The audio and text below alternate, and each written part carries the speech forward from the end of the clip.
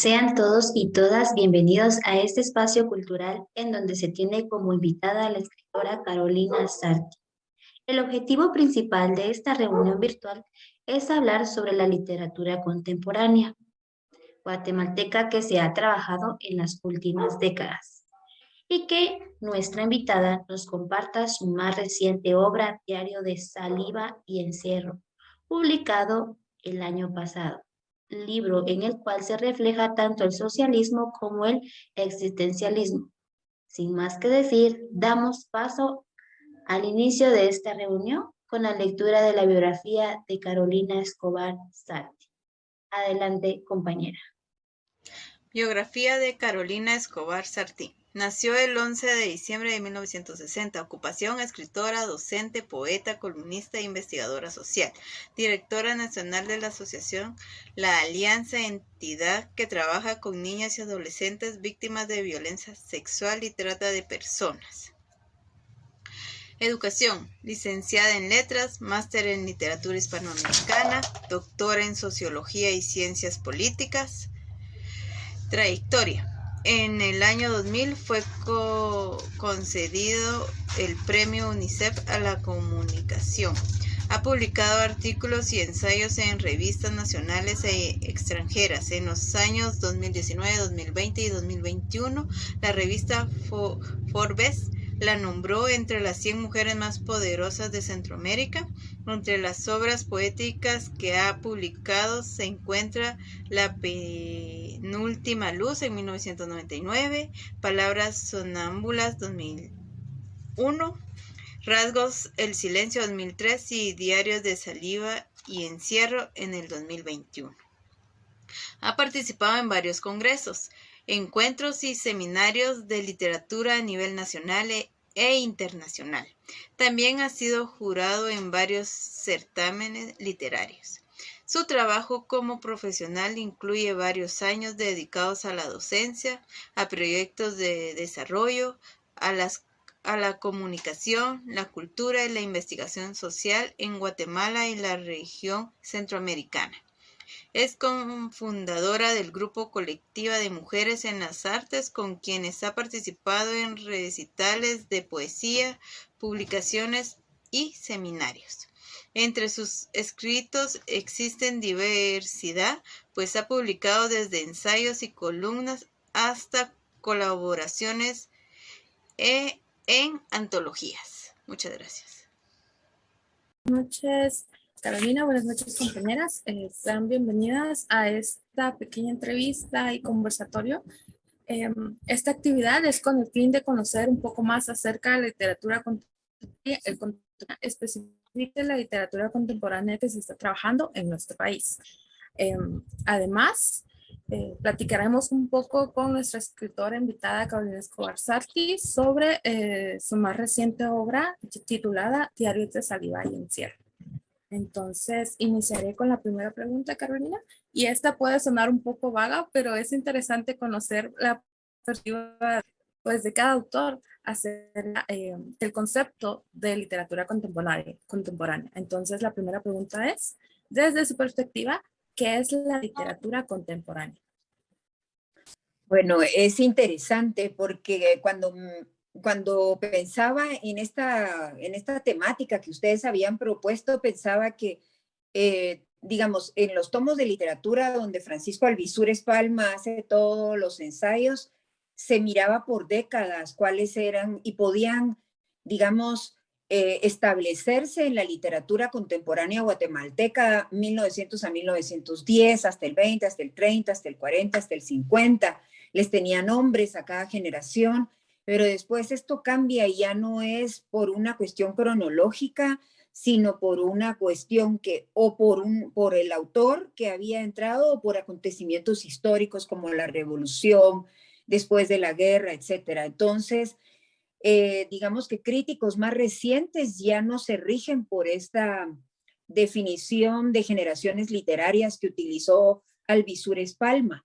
Pero, digamos, en términos generales a nivel mundial, mi concepción de la literatura contemporánea es una literatura que fue después de la literatura moderna, que terminó más o menos finales de 1700, siglo XVIII por ahí, y a partir más o menos de hechos tan fundamentales como la Revolución Francesa y otros cambios de humanidad, cambios civilizatorios, les llamamos algunos, a partir de esos cambios civilizatorios pudimos hablar de literatura contemporánea.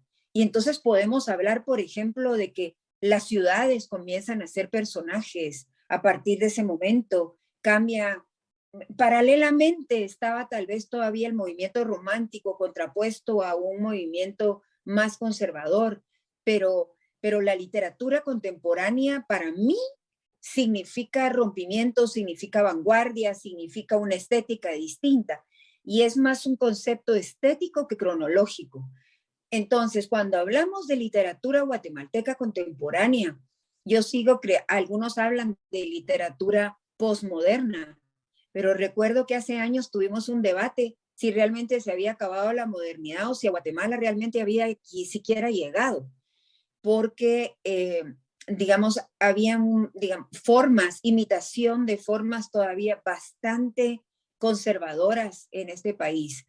Entonces, yo creo que es importante abrir otra vez el debate siempre, si estamos hablando de literatura de la posmodernidad, literatura contemporánea o literatura todavía moderna, de la modernidad que no ha salido, que no ha terminado de cuajar en Guatemala en algunos campos, en otros sí.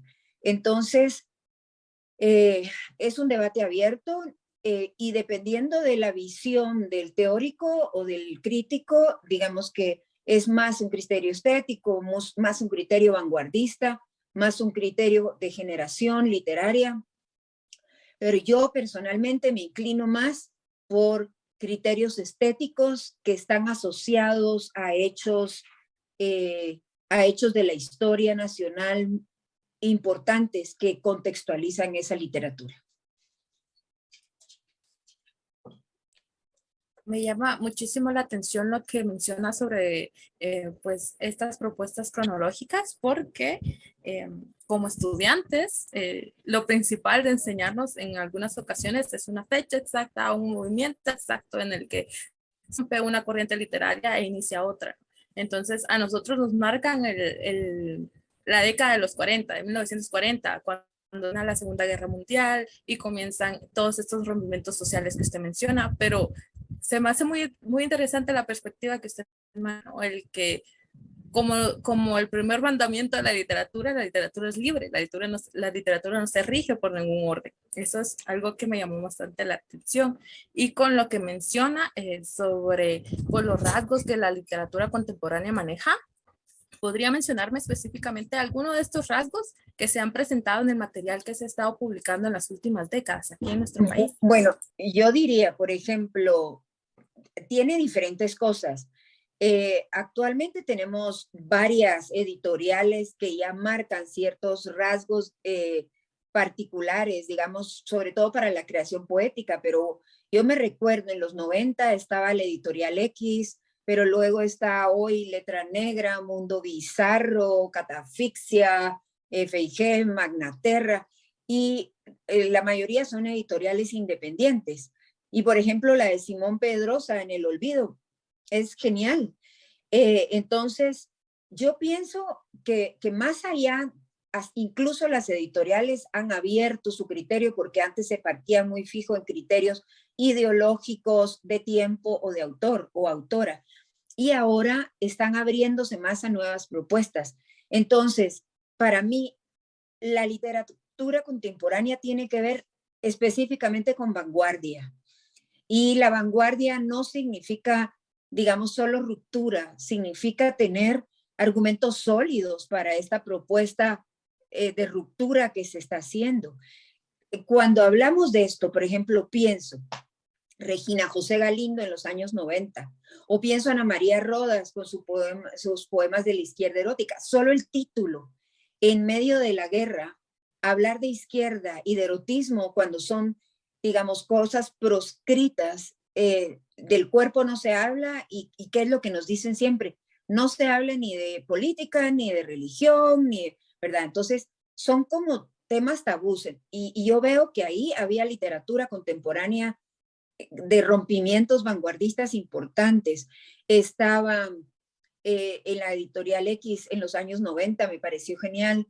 Después de la firma de los acuerdos de paz hubo un boom y después se sedimentaron las obras de quienes surgimos en aquel momento. Entonces, nos acabamos de reunir a leer con Christian Forte, un argentino alemán impresionante. Estaba también Winston González. Estábamos leyendo, digamos, hace semana y pico, y está cambiando hasta el lenguaje de la lectura de la poesía. Estamos retomándonos a partir de, por ejemplo, yo en mi último libro hago una conexión del supermercado que dejamos vacío en tiempos de la pandemia, y hago la conexión inmediata con el supermercado de Allen Ginsberg, cuando estaban cuestionándose existencialmente todo en los años 60 en California y estaban todo el movimiento Beat. Entonces, cuando uno ve estas propuestas, por ejemplo, yo veo la propuesta de un Christian Forte que tiene poemas brevísimos. Si ustedes ven esto, digamos, me recordó a Nicanor Parra, y ahí se ven puntos, letras, pero cuando uno habla cuando yo hablé con él y le decía, esto me suena a Nicanor Parra en su momento, que rompió todas las formas en Chile y que, bueno, vivió, pero él además lo mezcla con cosas de sonido. Eso me parece totalmente, y si oigo leer a Winston y cómo estamos leyéndonos ahora algunos y algunas poetas, yo creo, o poetisas, como decía Luz Méndez de la Vega. Por ejemplo, la literatura de mujeres en su momento fue muy vanguardista. Y yo recuerdo a Mario Monteforte de Toledo diciendo en los años 90 que no nos leía a las mujeres porque padecíamos de vaginismo literario. Claro, todas estábamos escribiendo sobre el cuerpo.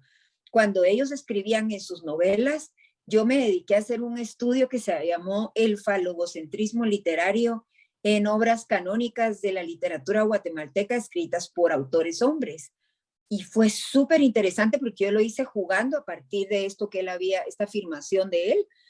Y encuentro que en las obras como la de Mario, como la de El Bolo Flores, Los Compañeros y otras, el hablar para ellos del cuerpo era siempre hablar de los cuerpos de las mujeres como de prostitutas o de una violación.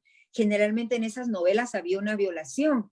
Entonces, ¿cómo todo este imaginario traído a las novelas, que también venía del romanticismo y de otros movimientos donde la mujer generalmente era vista como una musa que inspiraba, o como una prostituta, o como un objeto a ser violado, pero no era de ella la voz?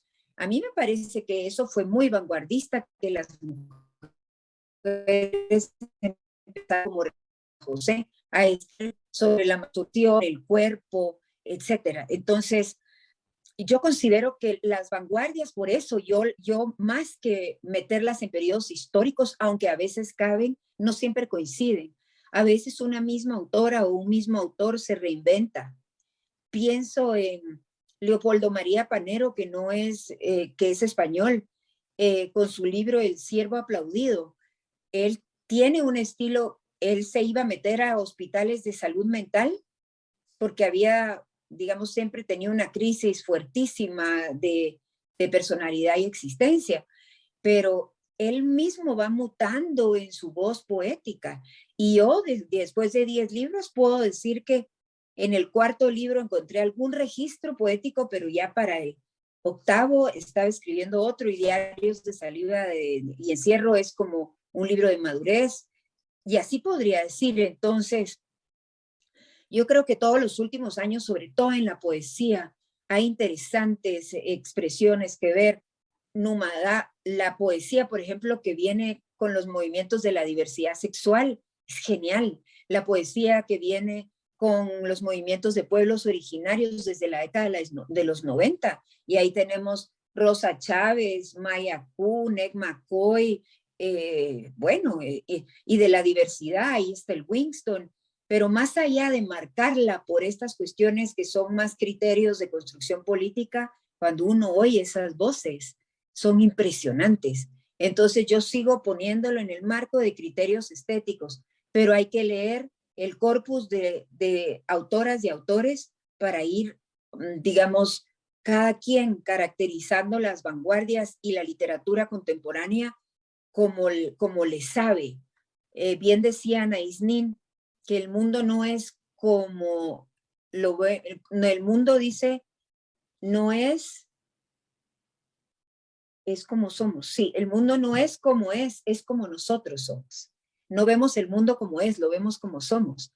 Y es verdad. Entonces, para mí, desde mi criterio, yo prefiero cuando me voy al RIN 78 y cómo hace este grupo de estudiantes universitarios, principalmente de la Landívar, para convertirse en una cooperativa que lo que quería era publicar obras de los integrantes del grupo, pero no solo, sobre todo en un periodo de guerra, ¿verdad? Todavía estaba en lo más álgido, el pico de la guerra, y todavía faltaban las masacres. ¿Cómo surge el grupo Sakerty antes de eso? ¿Cómo? En fin, hay que leer y hay que saber que tenemos el derecho de pensar sin etiquetar, porque lo que le gusta a la academia es, miren, esta es la línea del tiempo, aquí se inscriben tales. Yo prefiero, miren, estos son los autores, busquemos ahora sus contextos, leamos su obra, investiguemos más a fondo qué querían decir, miremos con lupa sus obras para ver qué pistas nos han dejado en todas ellas, no solo estéticas, sino también de vida. Si uno leyese muchas obras con la lupa como un investigador privado, encontraría cosas increíbles en cada obra, ¿verdad? Sí, lo que menciona, por estos movimientos sociales y hasta filosóficos han influido de gran manera en la literatura, no solo nacional, sino que internacional. Por ejemplo, el foco de atención que está recibiendo el feminismo actualmente, pues, ya sean opiniones divididas, ¿no? Porque siempre existirán las dos caras de la moneda, pero me llama muchísimo la atención de que es literatura que, como usted menciona, se viene escribiendo desde hace décadas y hasta ahora se le está prestando la atención que merece. Y el argumento para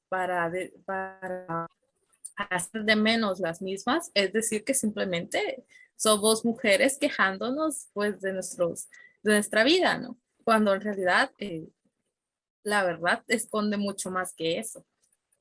Yo creo que esta es una herida abierta en un país machista y creo que no deberíamos de ponerle mucha atención y ponernos más a escribir. ¿Por qué lo digo? Primero, los feminismos son muchos. Están, digamos, 4 tendencias principales, desde el feminismo de la igualdad, el feminismo de la diferencia, la tercera corriente del feminismo que ya va con Butler, con Judith Butler, y hay movimientos de la disidencia dentro de los feminismos. Entonces, no podemos hablar de un feminismo, de las feminazis, de las lesbianas, de todos como un solo grupo, porque las primeras eran más institucionales, más políticas, más de la igualdad. Las segundas pensaban que en el mundo, digamos, ellas podían estar más solas y que no necesitaban de ningún hombre. Luego la Judith Butler ya empieza a hacer los amarres con toda la diversidad sexual, etcétera. Y lo que sí no podemos dejar de reconocer es que siempre los movimientos de las mujeres fueron de la mano de los grandes cambios sociales en todo Occidente, bueno, en todas partes, porque los 25 siglos que tenemos, pues no han pasado en vano, son siglos de patriarcado. Y yo les invito a leer sobre las de Ni Shu. Son las mujeres en China que escribían, como no las dejaban hablar con los hombres, ellas escribían en las corbatas de sus maridos para que cuando los maridos fueran a la otra fiesta, ellas mandaran un mensaje. Y ellas empezaron a crear un lenguaje que fue descubierto del siglo II, ahí se empezó, hasta 1983, cuando la última de estas mujeres estaba escribiendo. Entonces, ¿qué hacían? Por ejemplo, como ellas solo se les permitía pintar, bordar, pues casi ni caminar. ¿Se acuerdan que ellas eran las mujeres que a los 5 años les quebraban los pies para metérselos en aquellos zapatos chinos que no eran ni zapatos, eran espantosos? Y hasta para ellas se convirtió en un signo de estatus, porque la que tenía el pie más pequeño, más deshecho, era la más deseable. Entonces, es en esas épocas cuando surge el Nushu, se escribe N-U con diéresis y Z-H-U, ese Nushu. Entonces ellas bordaban las corbatas de seda de los maridos, pintaban los jarrones que habían en sus casas, o bordaban los abanicos o pintaban los abanicos que llevaban ellas a las fiestas donde no iban a poder hablar una palabra. Y empezaron un lenguaje entre ellas. Lo que quiero decir con esto es que más allá de preocuparnos de que nos digan lo que nos digan como víctimas, creemos argumentos, porque el debate sigue abierto. El debate que estaba en los años 80, 90, y era si había literatura de mujeres y había literatura de hombres. Y los canónigos siempre decían, solo hay una literatura. Pero entonces la pregunta era, bueno, ¿y alguien que nunca ha tenido, nunca ha parido un hijo, por ejemplo, podría escribir un poema alrededor de la maternidad? ¿O solo lo puede escribir una madre? ¿Verdad? Son preguntas como esas que parecen tontas, pero no lo son, porque desde nuestra experiencia socializada en esta sociedad que nos tocó vivir, desde ahí escribimos. Sí, ahora las jóvenes están escribiendo desde otra experiencia, mucho más igualitaria en términos del acceso.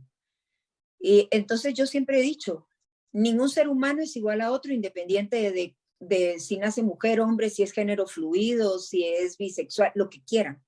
Lo que digo es que el patriarcado es tan fuerte que nos marca de manera diferente a las mujeres que a los hombres. Y sobre todo en nuestras generaciones, así sucedía. No era casualidad que usáramos rosadito y los hombres celeste, y siga pasando. Entonces, solo eso parecen cosas pequeñas, pero nos hace ver el mundo de otra manera. Por eso, Marcela Lagarde decía que nacer mujer u hombre en una sociedad como la nuestra no era un hecho neutral. Yo no estoy diciendo que esto sea mejor o peor. Lo único que estoy diciendo es que así es, así ha sido. Y una escribe la vida que le ha tocado vivir. Entonces, el debate hay que seguirlo teniendo. Y cada quien va a dar sus opiniones desde donde vive, pero lo ideal sería abrir la cabeza para poder ampliar nuestros universos, ¿verdad? Y ojalá pudiéramos conocer literatura de otras latitudes, salir a estudiar, preguntarle a otras culturas cómo se vive esto, porque es muy interesante lo que uno descubre cuando hace estos intercambios, ¿verdad?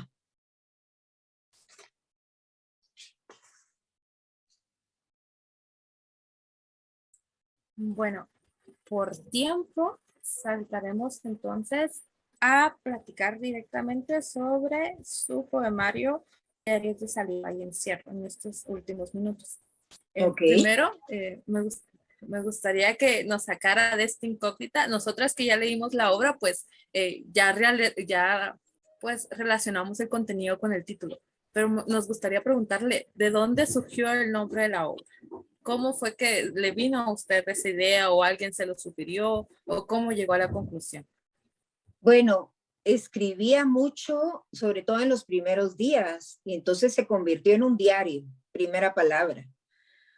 Diarios de Saliva y Encierro, bueno, la saliva tenía doble fin, porque la saliva, digamos, lo que escupíamos era lo que contagiaba al otro y aumentaba nuestros miedos. Si no, no nos hubiéramos puesto las mascarillas y nos hubiéramos distanciado 1,50 m. Entonces la saliva era el material que le daba vida a la palabra hablada, pero también lo que llegaba al otro para hacer, digamos, de la pandemia, para hacer de nuestras epidemias las pandemias que construimos en el mundo. Entonces, la segunda palabra. y el encierro por obvias razones, porque estuvimos 5 meses, ¿verdad? Pero a mí me gustaron Diarios de Saliva y Encierro, y los escribí casi siempre de madrugada, como generalmente me pasa. Y escribí los 75 poemas, trozos, hay uno que otro de prosa poemada, o, ¿verdad? O simplemente un vaciado ahí, pero fueron saliendo, y yo no podía ser indiferente a lo que estaba viviendo o viendo. Estaba, por ejemplo, yo trabajo con niñas y adolescentes víctimas de violencia sexual y trata, y pensaba en el doble encierro que ellas tenían. Ellas no iban a poder recibir a sus familiares hasta hoy no lo pueden hacer, y hasta junio lo abriremos tal vez, después de 2 años y medio más o menos. Entonces estaban doblemente encerradas porque están protegidas, pero al mismo tiempo no podían ver a sus familias. Pensaba en ellas, pensaba en lo que estaba pasando en Italia cuando veíamos salir las bolsas enormes que las tiraban en aquellos agujeros enormes como XX, y pensaba lo que sentían sin poderse despedir de sus familiares, cuánta gente no hizo el duelo. Pensaba también, recuerdo haber escuchado a una mujer ecuatoriana habiendo hablado con su hijo a través de un celular del médico como despedida porque ya no lo iba a ver más, y se murió. Entonces, en ese tiempo pasó también lo de George Floyd, pasó el estallido de Beirut. Llegué al supermercado y me impresionó ver las estanterías completamente vacías, la gente llevándose carretas de carretas, y sobre todo el papel toalette, que era para un análisis psicológico, una etapa totalmente anal, pero era un miedo profundo de la muerte, ¿verdad? De perder la vida. Entonces, bueno, había muchas cosas cotidianas, y esto es lo que sale ahí. Yo tengo una pregunta, perdón. Claro que sí. ¿Cuánto tiempo se llevó para escribir el diario o el libro? Bueno, todo el encierro hasta como, creo que es septiembre cuando lo termino.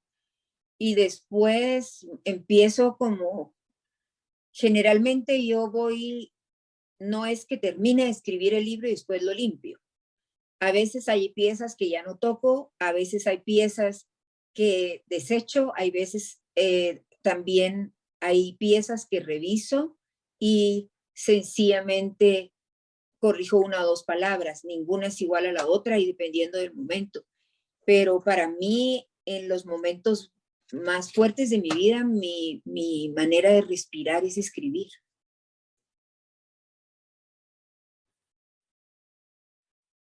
Otra pregunta. Perdón. Sí, En el caso de las fechas, estaba viendo yo que cada poema tiene una fecha especial, entonces no sé si, mi duda es si usted escribía en las fechas exactas que menciona cada poema. sí, cuando empiezo a espaciar es porque también empiezo a espaciar la escritura. En los primeros días escribía casi que todas las noches, todas las madrugadas, o en algún momento que encontraba y tenía algo profundo, digamos, había un sonido diferente porque había silencio. Las aves regresaron, habían parvadas, ¿verdad? Enormes bandadas de aves ahí.